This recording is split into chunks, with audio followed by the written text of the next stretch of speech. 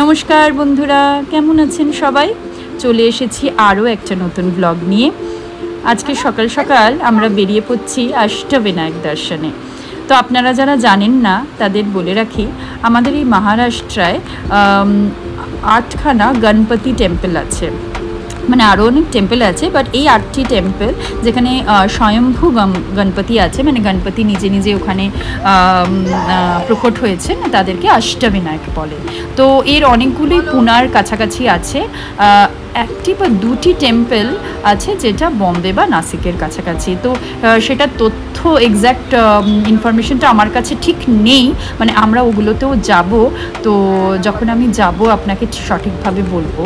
তো আজকে আমরা যে 3টে টেম্পলে যাওয়ার সিদ্ধান্ত নিয়েছি সেটা হচ্ছে মোরগাঁও বলে একটা জায়গা আছে এখানে, সেখানে মোরগাঁওয়ের ময়ূরেশ্বর গণপতি, আর যাব সিদ্ধা থেকে সিদ্ধিবিনায়ক গণপতি, আর আমরা যাব রজনগাঁওয়ের মহাগণপতি টেম্পল।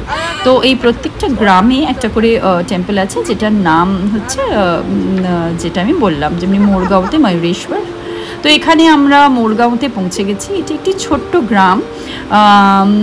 তো কিন্তু বলা হয় যে আমরা যখন এই অষ্টবিনায়ক দর্শনে বেরোই, মানে এখানকার লোকেরা এই অষ্টবিনায়ক একসাথেই করে, মানে ধরুন একসাথেই 8টা টেম্পল কভার করে। সেটা যদি একদিনে না হয়, পরপর 2 দিনে ওরা পুরোটা কভার করে নেয়।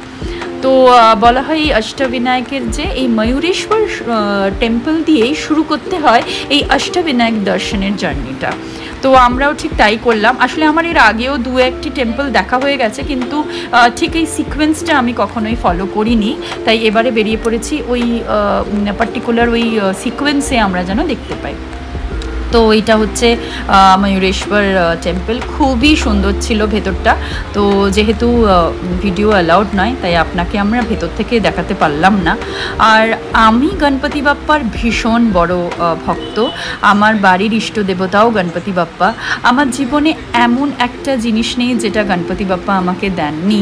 তো আমার লাইফে অনেক অনেক অনেক মিরাকলস হয়েছে, এমনকি আনবের জন্মটাও গণপতি বাপ্পারই মিরাকল। তো সে গল্প আপনারা যদি শুনতে চান, আমি আপনাকে আরেকদিন আরেকটা ব্লগে সুন্দর করে বলবো। তো এখন আমাদের ময়ূরেশ্বরের দর্শন হয়ে গেছে। তো আমরা এই আশেপাশে একটু ফটোশ্যুট করে নিচ্ছি। তো এই প্রত্যেকটা মন্দিরের বাইরেই তো অনেক ছোট ছোট দোকান থাকে, তো এখানেও দোকান আছে। আর আনাফ কী করেছে, এই সব দোকানগুলো দেখবেন বাচ্চাদের খেলনা খুব পাওয়া যায়। আর আনাফ ওই খেলনা দেখে বায়না শুরু করেছে যে ওরও একটা ওই খেলনা চাই। তাই আবার আমরা ফিরে যাচ্ছি ওই মন্দিরের সামনের দোকান থেকে ওকে একটা খেলনা কিনে দেওয়ার জন্য। মানে যে কোনো দিলে হবে না, ওর পছন্দসই চাই। তো দেখুন এইটা কিনে এনেছে ও। তো এখানে আমরা চলে এসেছি একটা দোকানে, যেখানে আমরা একটু ব্রেকফাস্ট করে নেব, কারণ যেহেতু আমরা খুব সকাল সকাল বেরিয়েছি, আমরা কেউই কিছুই খেয়ে আসিনি। তো একটু ব্রেকফাস্ট করে আমরা বেরিয়ে পড়ব দ্বিতীয় ডেস্টিনেশনের দিকে। তো আমরা বেরিয়ে পড়েছি এবার সিদ্ধাটেকের দিকে। তো সিদ্ধাটেকে যে গণপতি, তার নাম হচ্ছে সিদ্ধিবিনায়ক। তো আমি জানি যে আপনারা অনেকে ভাবছেন যে বম্বেতে সিদ্ধিবিনায়ক টেম্পল আছে। যে হ্যাঁ, বম্বেতে সিদ্ধিবিনায়ক টেম্পল ঠিক আছে, কিন্তু ওটা অষ্টবিনায়ক টেম্পলের মধ্যে ধরা হয় না। ওই টেম্পলটা বানানো হয়েছে, ওর নাম হচ্ছে সিদ্ধিবিনায়ক। আর এই যে সিদ্ধাটেক, এটা হচ্ছে অষ্টবিনায়কের সিদ্ধিবিনায়ক। তো আনাফ তো ঘুমিয়ে পড়লো গাড়িতে, ও খুব টায়ার্ড হয়ে গেছে, ও ঠিক করে ব্রেকফাস্টও খায়নি। আর আশেপাশের আপনাকে একটু ভিউটা দেখিয়ে দিই, কি সুন্দর এই নদীটা না, মানে কি ভালো লাগছে দেখতে। আমাদের সাথে আছে যে দুজন, শিখাদি আর মণ্ডলদা। এনারা আমাদের বাড়ির ফ্ল্যাটের নিচেই থাকে, যাদের গাছে আমরা জল দিতে গেছিলাম এর আগের দিন। তো এনারা আমাদের একদম আত্মীয়র মতন। যা হয় আপনি যখন প্রবাসে থাকেন, আশেপাশে প্রতিবেশীরাই আপনাদের একদম আপনজন হয়ে যায়, যে সকল সুখ দুঃখে সাথ দেয়। তো ওনারাও চলে এসেছেন আমাদের সাথে এই অষ্টবিনায়ক দর্শনে। তো এই দেখুন আমরা দ্বিতীয় মন্দিরের ওখানেই পৌঁছে গেছি সিদ্ধাটেকে। এখন ভাবছি পার্কিং কোথায় পাওয়া যায়। তো এই আমরা মন্দিরের সামনে এসে গেছি। তো আমি একটু দীপ্তনীকে বলেছি একটু ভালো ভালো ছবি তুলে দিতে আনাফের, কিন্তু আনাফ কেমন মুখটা করে আছে দেখুন, কারণ ওর না ভালো করে খাওয়া দাওয়া হয়নি, তো তাই ও খুব রেগে আছে। চলুন দেখা যাক ভেতরের ভেতরটা কেমন। আর এইটা হচ্ছে এই সিঁড়ি দিয়ে উঠলে ভেতরে বিগ্রহ আছে, কিন্তু ওখানে তো ফটো দেওয়া যাবে না। তো আপনাকে এই বাইরের দোকানগুলো একটু দেখিয়ে দিই। খুব সুন্দর কালারফুল দোকান, লাইট জ্বলছে, ঝলমল করছে, ইচ্ছা হচ্ছে সব জিনিসগুলো কিনে নিই। তো তাই ঘুরে ঘুরে আমরা দেখছি যে বাইরে কি কি পাওয়া যায়, যদি কিছু কেনা যায়।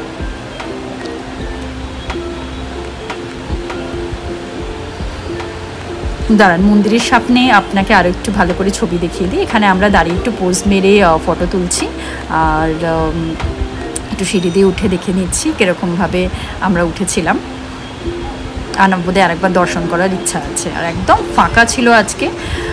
আমরা বেরিয়ে গেছিলাম, এই আনা বাবা দাঁড়িয়ে পড়েছে, ওর একটা কিছু খেলনা চাই, নাহলে জানেন তো আবার ওকে খেলনা কিনে দিয়ে যদি আবার নিয়ে যাই, ও আবার কেঁদে কেঁদে সেই ফিরেই আসবে। তো এখান থেকে সেই আর একটা কিছু কেনার জন্য আমরা দাঁড়িয়ে আছি। তো এখান থেকে ঝটপট বেরিয়ে আমরা এবার নেক্সট মন্দিরের দিকে চলে যেতে হবে।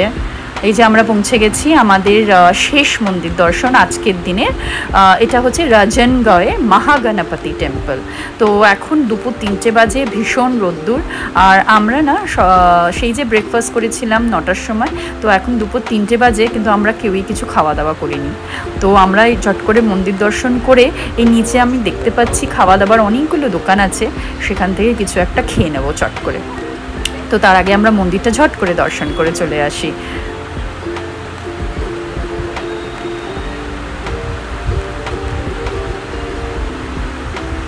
এই যে খুব রোদ্দুর, তো শিখা বৌদি মাথায় আঁচলটা নিয়ে নিয়েছে। আর কিন্তু দেখুন আনবের কিছুই ফারাক পড়ে না, ওই রোদ্দুরের মধ্যে গটগট গটগট করে হেঁটে চলেছে। তো জলদি জলদি মন্দিরের ভেতরে ঢুকে যাই, তাহলে হয়তো একটু রোদটা কম পাবো। ফাইনালি আমরা পৌঁছে গেছি মন্দিরের ভেতর। তো মন্দিরের ভেতরে ঠাকুরের ছবি তো তোলা যাবে না, সে তো আপনারা জানেনই, কিন্তু আপনাকে মন্দির চত্বরটা ঠিক দেখাবো। খুব সুন্দর এই মন্দির চত্বরটা। আমি এর আগেও অনেকবার এসেছি রাজনগাঁওতে, কারণ রাজনগাঁওটা আমাদের বাড়ি থেকে খুব একটা বিশেষ দূর না, 1 ঘন্টার মতন লাগে। তো অন্য স্টেট থেকে যখনই কোনো বন্ধু বা প্রতিবেশী আত্মীয় আমাদের বাড়িতে আসে, তাদের সবাইকেই আমি এই মন্দিরটায় নিয়ে আসি। কারণ অষ্টবিনায়ক তো অন্য কোনো স্টেটে নেই, শুধুই মহারাষ্ট্রায় আছে। আর এই খুবই জাগ্রত এই অষ্টবিনায়কের রাজনগাঁওয়ের একটা গল্প আছে আমার জীবনে। সে গল্পটা আমি আর একদিন আপনাকে বলবো, খুব ইন্টারেস্টিং। যেদিনকে আমি গণপতি বাপ্পার মিরাকলসের গল্প বলবো আমার লাইফে, সেদিনকে আপনাকে শোনাবো। তো অনেকেই হয়তো আপনারা যদি কেউ শিরডি গিয়ে থাকেন, তো এই রাজনগাঁওটা হয়তো পথে আপনারা দেখেছেন বা কভার করেছেন, আশা করি আপনাদের মনে আছে। যদি না মনে থাকে আর একবার আমার চোখ দিয়ে এটা দেখে নিন। তো মন্দির চত্বরটা খুব সুন্দর, এখানে অনেক প্রসাদ পাওয়া যায়। যারা ধরুন আপনারা প্রসাদ নিয়ে আসেননি, তারা এখান থেকেও কিনে নিতে পারবেন ঠাকুরের চড়ানো প্রসাদ।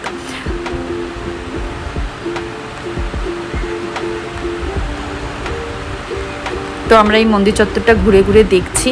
এখানে এই মন্দিরটা কিভাবে স্থাপিত হয়েছে, কিভাবে এই গণপতি বাপ্পা এখানে এসেছেন, তো সেই গল্পটাই আঁকা রয়েছে খুব সুন্দরভাবে গল্পটা এখানে লেখাও আছে। তো আরেকবার আপনাকে এই মন্দিরটা দেখিয়ে দিচ্ছি। আসলে মন্দির চত্বর ছেড়ে যেতে তো ইচ্ছে হচ্ছে না, কিন্তু বেলা অনেক বেড়ে গেছে, তো এবার বাড়ি তো ফিরতেই হবে। তো আমরা এই মন্দিরের এখান থেকে বেরিয়ে এসেছি ফাইনালি, আর আমরা এখন বাড়ির দিকে যাব। তার যাবার আগে একটুখানি মন্দিরের এই মেন যে দুয়ার, তার সামনে একটা হাতি তৈরি করা আছে, তো সেখানে একটু ফটো সেশন করছিলাম মানবকে নিয়ে। কারণ আর তো কিছু থেকে যায় না, থাকে তো শুধু এই স্মৃতি। আবার কবে একসাথে সবাই মিলে এই মন্দিরটায় আসা হবে আমি ঠিক জানি না, তাই জন্য সব ছবিগুলো তুলে রাখছি। তো পথে আমাদের কিছু একটা খেয়েও নিতে হবে, খাবার নিয়ে আমরা বেরিয়ে পড়বো বাড়ির দিকে। তো এখানে আমরা বাড়ির দিকে বেরিয়ে পড়েছি। পথে আমরা একটু খাওয়া দাওয়া খেয়ে নিয়েছি, সেটার আর আমি শ্যুট করে উঠতে পারিনি। তো আমরা একটু ধোসা খেয়েছি, আর আনফ খেয়েছে একটু ইডলি। তো যাক, দেখুন আকাশটাও খুব সুন্দর হয়ে আছে। আর এখানে না পুনাতে বিকেল 6টা অবধি, পুরো 6টা সাড়ে 6টা অবধি আকাশে আলো থাকে, তো সেটাই হয়ে আছে। তো আমরা এবার বাড়িতে বাস আর 10 মিনিটের মধ্যেই পৌঁছে যাব। তো আজকের ব্লগটা এখানেই শেষ করছি। অনেক অনেক ভালো থাকবেন, দেখা হবে আরও একটা নতুন ব্লগের সাথে।